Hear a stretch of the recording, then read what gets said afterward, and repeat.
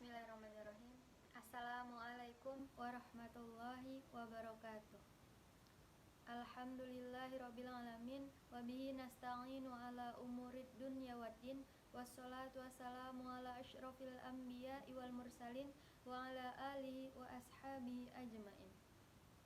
Segala puji bagi Allah atas nikmatnya di mana kita masih diberi kesehatan sehingga kita dapat menonton video ini melalui YouTube.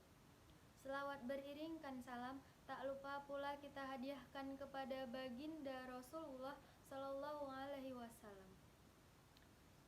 Baiklah, kami dari kelompok 6 akan mempresentasikan beberapa hadis arba'in meliputi hadis 10 sampai dengan 14.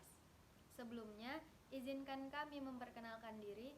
Saya Tasya Aina selaku moderator dan rekan saya Omega Magarani, Fitriani, Muhammad Al-Farisi.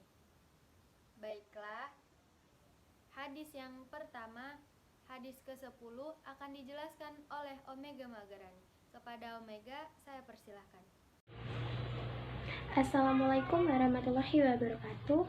Saya Omega Magarani akan menjelaskan hadis ke-10. Bismillahirrahmanirrahim. An Abi Hurairah radhiyallahu anhu qala, dari Abu Hurairah radhiyallahu anhu ia berkata, qala Rasulullah sallallahu alaihi wasallam. Rasulullah sallallahu alaihi wasallam bersabda, Innallaha ta'ala thayyibun la yaqbalu illa thayyiban.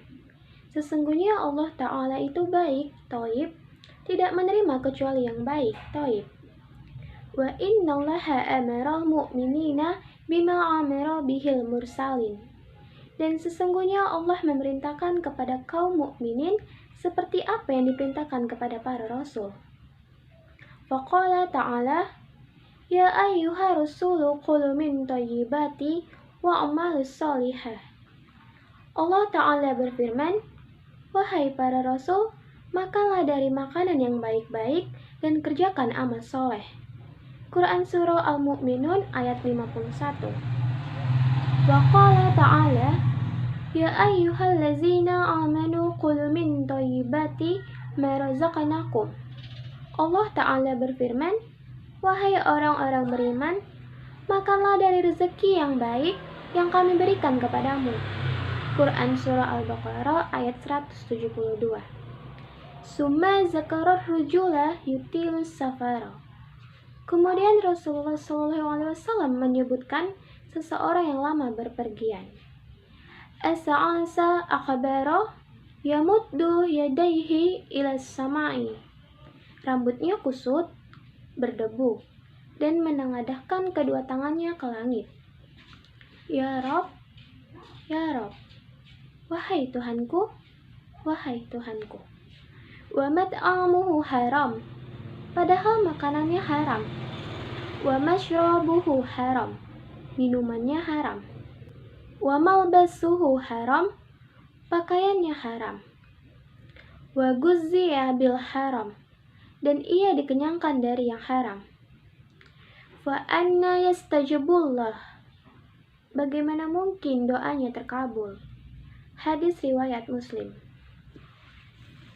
Adapun pelajaran yang dapat kita ambil dari hadis ke-10 ini adalah, yang pertama, dalam hadis ini terdapat pelajaran akan sucinya Allah Ta'ala dari segala kekurangan dan celah. Kedua, Allah Ta'ala tidak akan menerima kecuali sesuatu yang baik. Maka dari itu, siapa yang bersedekah dengan sesuatu yang haram, Allah tidak akan menerimanya. 3. Sesuatu yang disebut baik adalah apa yang dinilai baik di sisi Allah Subhanahu wa Ta'ala. Keempat, berlarut-larut dalam perbuatan haram akan menghalangi seseorang terkabulkan doanya. Oleh karena itu, jauhilah sesuatu yang haram karena Allah akan menghalangi doanya kita. Kelima, orang yang maksiat tidak termasuk mereka yang dikabulkan doanya. Nah, kecuali mereka yang Allah kehendaki. Keenam, maka barang haram dapat merusak amal dan menjadi penghalang diterimanya kecuali mereka yang Allah kehendaki. Jika seizin Allah, maka apapun bisa terjadi. Ketujuh, anjuran untuk berinfak dari barang yang halal. dan larangan untuk berinfak dari sesuatu yang haram. 8. Seseorang hamba akan diberi ganjaran jika sesuatu yang baik dengan maksud agar dirinya diberi kekuatan untuk taat kepada Allah Subhanahu wa taala. Kesembilan, doa orang yang sedang safar dan yang hatinya sangat mengharapkan akan terkabul. 10. Dalam hadis terdapat sebagian sebab-sebab dikabulkan doanya. Seperti apa? Yang pertama, dalam perjalanan jauh. Lalu dengan kondisi yang bersahaja, dalam pakaian dan penampilan, dalam keadaan kusut dan berdebu. Lalu mengangkat kedua tangan ke langit, menatap dan berdoa, keinginan kuat dalam permintaan, mengkonsumsi makanan, minuman, dan pakaian yang sesuatu yang halal. Terima kasih Omega. Selanjutnya akan dijelaskan oleh Fitriani. Kepada Fitriani, saya persilahkan. Bismillahirrahmanirrahim. Nama saya Fitriani. Saya akan membacakan hadis Arba'in yang ke-11 serta lengkap dengan syarahannya. Bismillahirrahmanirrahim. An Abi Muhammadil Hasani bin Ali bin Abi Thalib sibti Rasulillah sallallahu alaihi wasallam wa yarhana bihi radhiyallahu anhu maqala. Dari Abu Muhammad Al-Hasan bin Ali bin Abi Thalib, cucu Rasulullah Shallallahu Alaihi Wasallam dan kesayangannya radhiyallahu anhu, dia berkata, Hafiztu min Rasulillahi Shallallahu Alaihi Wasallam. Saya menghafal dari Rasulullah Shallallahu Alaihi Wasallam. Sabdanya, Da'ma yari buka, ilama la yari buka. Tinggalkanlah apa yang meragukanmu kepada apa yang tidak meragukanmu. Riwayat Tirmizi, dan dia berkata hadisnya hasan shahih. Adapun hadis yang ke-11 ini merupakan hadis yang diriwayatkan dari Sayyidina Hasan, yakni cucu dari Sayyidina Maulana Muhammad sallallahu alaihi wasallam. Adapun kandungan hadis dari hadis yang ke-11 yang pertama adalah meninggalkan syubhat dan mengambil yang halal akan melahirkan sikap wara. Syubhat merupakan istilah di dalam Islam yang menyatakan tentang keadaan yang samar, tentang kehalalan atau keharaman dari sesuatu. Nah, jadi syubhat itu adalah sikap ragu-ragu, dan kita di sini dianjurkan untuk meninggalkan syubhat dan mengambil yang halal dan akan melahirkan sikap yang wara. Sikap yang wara ini adalah sikap menjauhi dari perkara-perkara yang syubhat tadi.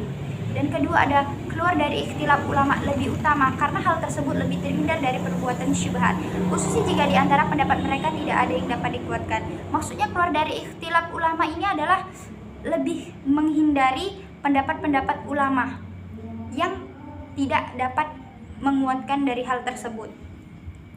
Dan yang ketiga ada jika keraguan bertentangan dengan keyakinan, maka keyakinan yang diambil. Nah, dari sini kita dapat mengambil contoh, misalnya kita akan melaksanakan sholat, tetapi kita ragu kita sudah wudhu atau belum. Nah, dari sini kita mengambil yang paling meyakinkan, yang pada asalnya belum berwudhu. Maka untuk mengenyahkan keraguan, maka sebaiknya kita kembali berwudhu. Dan selanjutnya adalah sebuah keraguan harus jelas berdasarkan keyakinan dan ketenangan. Tidak ada harganya keraguan dan kebimbangan. Seperti yang telah dijelaskan tadi, semua perkara itu harus jelas, jangan sampai ada keraguan atau kebimbangan di dalamnya. Selanjutnya adalah berhati-hati dari sikap meremehkan terhadap urusan agama dan masalah bid'ah. Dan yang selanjutnya adalah siapa yang membiasakan perkara syubhat, maka dia akan berani melakukan perbuatan yang haram. Maka dari itu, marilah kita semua membiasakan diri dari sekarang untuk Terima kasih Fitriani. Hadis selanjutnya akan dijelaskan oleh saya sendiri. An Abi Hurairah radhiyallahu anhu qala Rasulullah sallallahu alaihi wasallam min husni islamil mar'i tarakuhu ma la ya'nihi. Hadis hasan rawahu Tirmizi wa ghairuhu. Dari Abu Hurairah radhiyallahu anhu, dia berkata, Rasulullah sallallahu alaihi wasallam bersabda, merupakan tanda baiknya Islam seseorang dia meninggalkan sesuatu yang tidak berguna baginya. Hadis hasan diriwayatkan Tirmizi dan lainnya. Maksud dari hadis ini yang pertama, termasuk sifat-sifat orang muslim adalah dia menyibukkan dirinya dengan perkara-perkara yang mulia serta menjauhkan perkara yang hina dan rendah. yang hina dan rendah adalah seperti mengonsumsi narkoba, berjudi, dan minum minuman keras.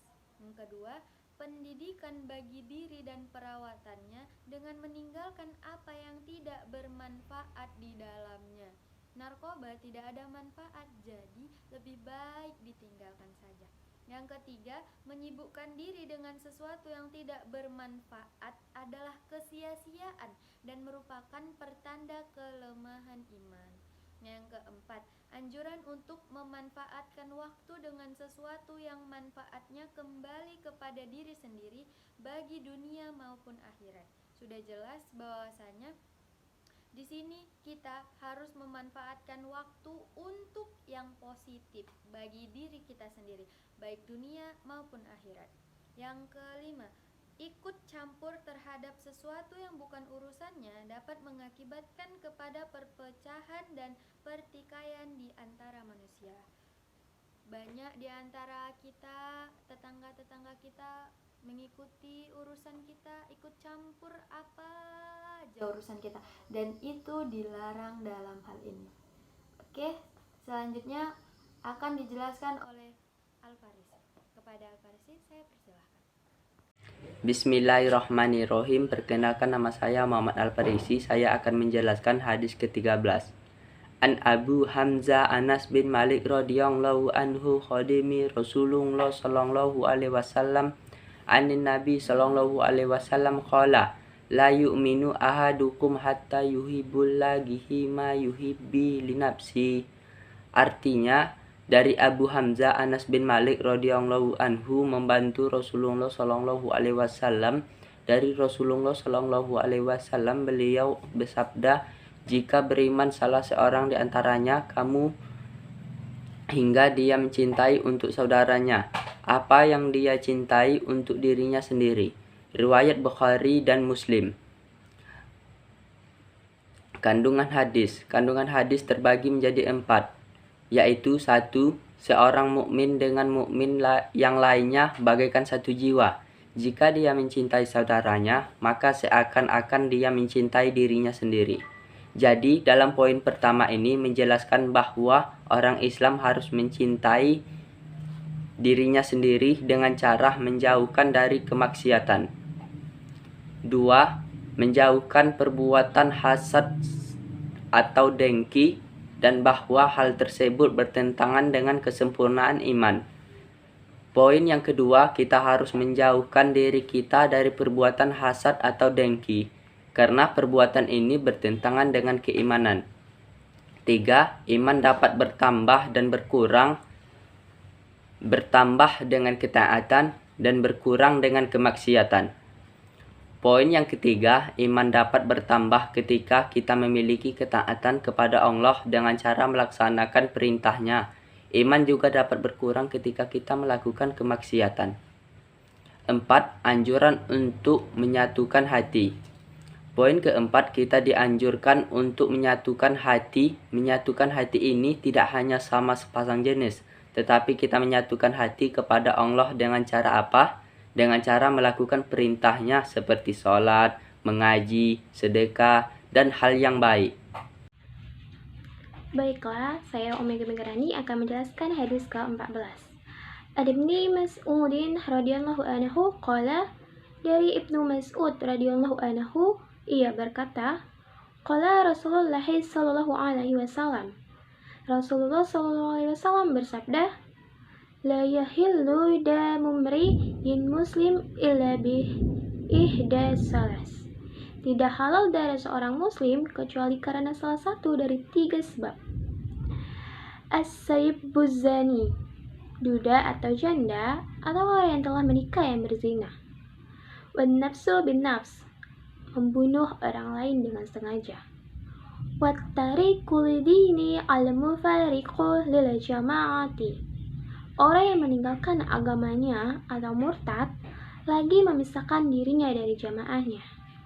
Rawahul Bukhari Muslim. Riwayat hadis Bukhari dan Muslim. Adapun pelajaran yang dapat kita ambil dari hadis ke-14 adalah yang pertama, tidak boleh menumpahkan darah ke kaum muslimin kecuali dengan 3 sebab. Yang pertama, zina muson, yaitu orang yang sudah menikah namun melakukan zina.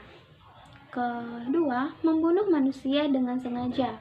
Ketiga, meninggalkan agamanya atau murtad, berpisah dari jamaah kaum muslimin. Kedua, Islam sangat menjaga kehormatan, nyawa, dan agama dengan menjatuhkan hukuman mati kepada mereka yang mengganggunya seperti dengan melakukan zina, pembunuhan, dan termasuk murtad. Ketiga, sesungguhnya agama yang disepakati adalah yang dipegang jamaah kaum muslimin, maka wajib dijaga dan tidak boleh keluar darinya. Keempat, hukum pidana dalam Islam sangatlah keras.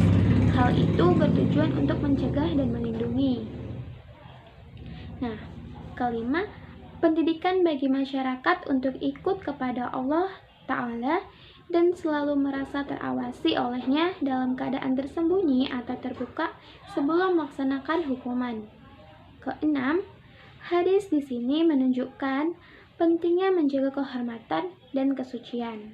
Yang terakhir, dalam hadis ini merupakan ancaman bagi siapa yang membunuh manusia yang diharamkan oleh Allah Ta'ala.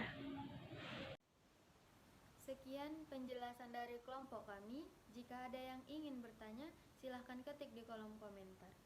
Saya selaku moderator undur diri. Jika ada kata yang salah, saya memohon maaf, dan kepada Allah saya memohon ampun. Wassalamualaikum warahmatullahi wabarakatuh.